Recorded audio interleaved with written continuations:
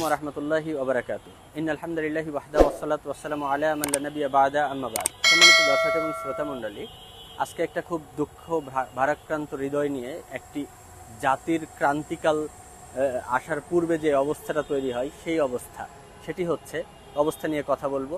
আর সেই বিষয়টি হচ্ছে পরীক্ষার হলে, এইচএসসি পরীক্ষার হলে একজন ছাত্র গাঁজা নিয়ে যখন পরীক্ষার কেন্দ্রে প্রবেশ করে। এতদিন আমরা দেখতাম নকল নিয়ে প্রবেশ করতে, কিন্তু এখন আমরা দেখছি সে গাঁজা নিয়ে প্রবেশ করছে পরীক্ষার হলে। তো আমরা যখন দেখব পরীক্ষার হলে গাঁজা নিয়ে প্রবেশ করছে, তখন আমাদের জন্য সেটা কতটুকু ভালো সংকেত দেয়? এটা আসলে জাতি হিসাবে আমাদের জন্য এটা অশনি সংকেত।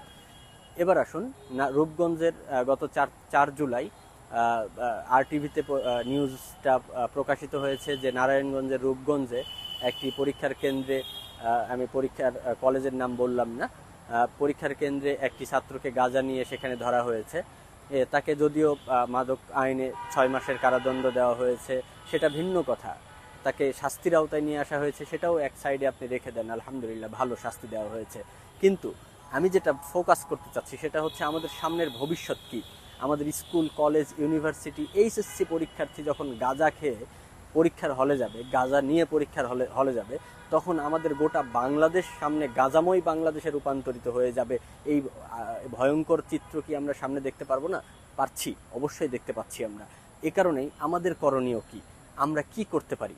বাংলাদেশের সরকার বিভিন্ন সময় মাদকের বিরুদ্ধে 0 টলারেন্স ঘোষণা করেছে, কিন্তু যারা এক্সিকিউট করবে তারা সারা রাত যখন গাঁজা সেবন করে মদ খেয়ে সকালে যায় গাঁজা বিরোধী, মাদক বিরোধী অভিযানে, তখন আমাদের তাদের মাধ্যমে মাদক নিরসন করা অবশ্যই সম্ভব নয়। এটা একেবারেই স্পষ্ট। অতএব মাদকতা যদি আমরা নির্মূল করতে চাই, তাহলে ইসলাম যেভাবে বলেছে, ইসলামের ছায়াতলে এসে গোটা বাংলাদেশ থেকে আমরা মাদকের নিরসন ঘটাতে পারি। এটি হচ্ছে সবচেয়ে বড় কথা। আমরা যখন মাদকমুক্ত বাংলাদেশ যদি আমরা না গড়তে পারি, এই ছাত্র সমাজ, আজকে এসএসসি, ইন্টার ক্লাস 3, 4, 5-এর ছেলেরা সিগারেট টানছে, মুরব্বীদেরকে তোয়াক্কা করে না। এত পরিস্থিতি খারাপের দিকে গেছে। বাবা মা যখন জানতে পারছে আমার ছেলে নেশা করে, কিচ্ছু বলতে পারে না।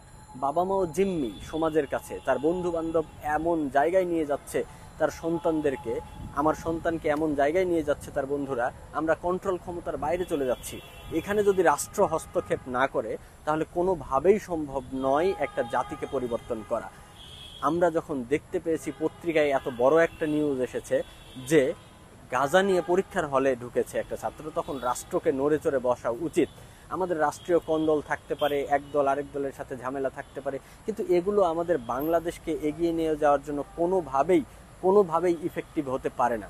আমরা আমাদের দেশকে মাদকমুক্ত কিভাবে করবো? আজকে হয়তো আমি আপনি গন্ডগোল করছি, মারামারি করছি, এই দল ওই দলকে আঘাত করছে, কিন্তু আমরা তো সারা জীবন থাকবো না, আমাদের রিপ্লেস তৈরি করতে হবে।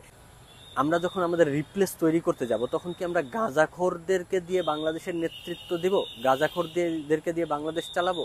আমাদের সাবধান হতে হবে। অতএব আসুন, আমরা নেতৃত্ব স্থানীয় পর্যায় থেকে, বিশেষ করে প্রধানমন্ত্রী বরাবর আমরা বলতে চাই যে আপনি মাদকের বিরুদ্ধে 0 টলারেন্স ঘোষণা করেছেন, সাথে সাথে আরও মজবুতভাবে এটার এক্সিকিউট করতে হবে। এই দাবি আপনার কাছে জানাচ্ছি। আসসালামু আলাইকুম ওয়া রাহমাতুল্লাহি ওয়া বারাকাতুহু।